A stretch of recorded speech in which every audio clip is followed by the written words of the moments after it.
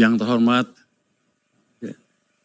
Bapak Menteri Koperasi, Bapak PLT Ketua Dewan Komisioner LPS. Presiden Prabowo Subianto telah mengangkat mantan Ketua LPS Purbaya Yudi Sadewa sebagai Menteri Keuangan RI, menggantikan Sri Mulyani Indrawati. Purbaya Yudi Sadewa, seorang insinyur ITB yang menjadi ekonom, telah membuat gebrakan berani baru-baru ini, yaitu menggelontorkan dana 200 triliun rupiah dari Bank Indonesia ke 6 bank pemerintah. Tujuannya adalah mendorong bank menyalurkan kredit yang sempat kering untuk memacu pertumbuhan ekonomi. Strategi ini telah membuat indeks saham gabungan menguat, yang sebelumnya sempat merosot karena kecemasan pasar terhadap penggantian Sri Mulyani.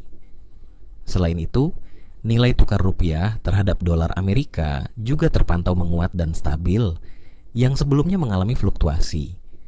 Dan baru-baru ini, Purbaya Yudi Sadewa hadir dalam acara Great Lecture yang disponsori oleh LPS.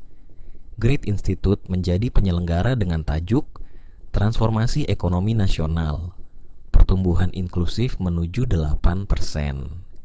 Saya memilih bagian awal dari video presentasi Menko Purbaya karena ini merupakan hal yang sangat dasar yang perlu diketahui masyarakat awam. Mari kita simak bersama-sama.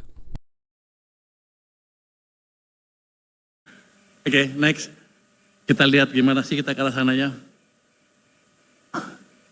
Ini kita melihat tren pertumbuhan ekonomi Indonesia dalam jangka panjang. Itu sebelum krisis 97-98 mungkin rata-ratanya di atas 6, di sekitar 6,5% sampai 6,7%. Tapi setelah krisis 98 kita nggak bisa lari dari 5% terlalu tinggi. Kenapa? Apakah karena kita potensi pertumbuhannya tiba-tiba hilang atau karena kesalahan kebijakan? Next. Padahal kita tahu untuk menjadi negara maju di mana suatu negara keluar dari apa yang disebut middle income trap, suatu negara perlu tumbuh double digit selama lebih dari 10 tahun, hampir rata-rata. Jadi kalau kita menerima nasib dengan tumbuh 5% aja, udah bagus tuh, udah bagus. Ya kita dikutuk akan tetap berada di middle income trap seperti ini. Seperti sekarang. Ya kalau lagi senang maju, ini kalau agak susah dikit, misalnya lagi down ekonominya, makin susah lagi. Jadi kita nggak akan pernah bisa makmur kalau begitu caranya. Jadi ketika Pak Prabowo bilang kita akan menciptakan pertumbuhan ekonomi 8%. Oh saya senang juga, oh bagus nih, kita kejar. Nggak gampang, tapi mungkin. Next. Ini kita lihat saya sebutkan tadi, negara-negara yang mengalami pertumbuhan, yang menjadi negara maju. Itu Jepang, kalau Jepang kan kita tahu sekarang pertumbuhannya rendah sekali, 0,1. Tapi kita lihat di tahun 60-an, tumbuhnya itu double digit. Dalam waktu yang cukup panjang. Selamat datang Pak Misbakun. Pak Misbakun bos saya, sebentar lagi saya menghadap dia di sore hari ini. Jadi saya harus sambut beliau.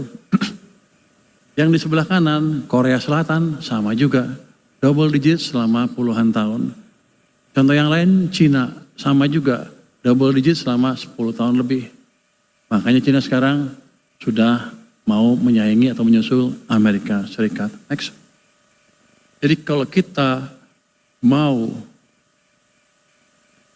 menjadi negara maju, kita harus berani menuju menciptakan pertumbuhan ekonomi yang lebih tinggi. Dan senjata kita cukup besar. Kan orang sering bilang, oh globalnya rusak. Nggak apa-apa kalau kata saya.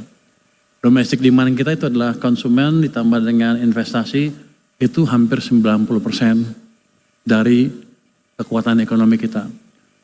Kalau kita manage itu dengan baik, ya kita bisa tumbuh dengan baik juga. Cuman sayangnya, orang-orang kita sering lupa. Domestic demand-nya diganggu oleh kebijakan kita sendiri. Sehingga ekonominya nggak bisa lari. Next.